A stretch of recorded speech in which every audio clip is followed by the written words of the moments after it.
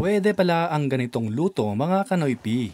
Perfect match talaga kapag pinagsama ang tilapia at karne ng baboy. Sarap at lasa na walang katulad at siguradong uulit-ulitin mo sa sobrang sarap. Amoy at itsura pa lang, nakakatakam na. Kung excited ka na, tara na at lutuin na natin. Sa isang kawali, ilagay natin ang karne ng baboy. Lagyan ng kaunting asin para magkalasa at haluin. Lutuin natin hanggang sa ito ay magmantika. Kapag ganito na ang itsura at nagmantika na, gisahin na natin ang sibuyas at bawang.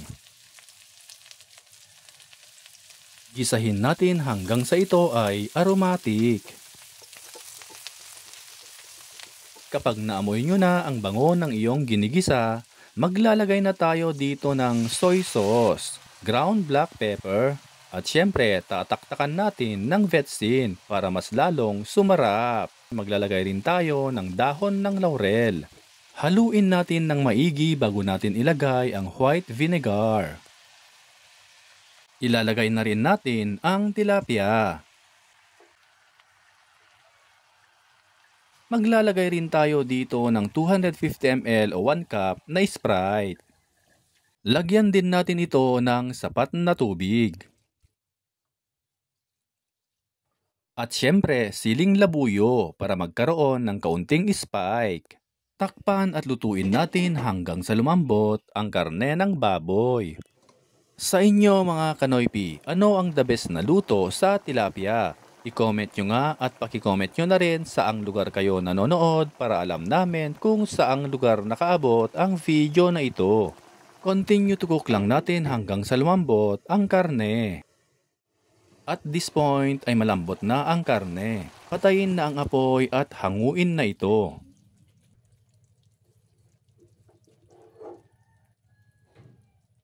Napakasarap pala mga kanoypi ang ganitong luto sa tilapia. Di mo akalaing bagay na bagay pala kapag pinagsama ang karne ng baboy at ng tilapia.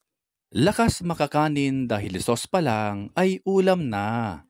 Kung natakam ka sa video na ito mga kanoypi, itag at ishare mo na ito sa mga friends and families mo. Sa lahat ng ating avid followers and viewers worldwide, maraming salamat po sa walang sawang panonood at pagsuporta. At kung bago ka pa lamang dito sa aming page ay mag-follow ka na para updated ka lagi sa aming bagong recipe. Hanggang sa muli!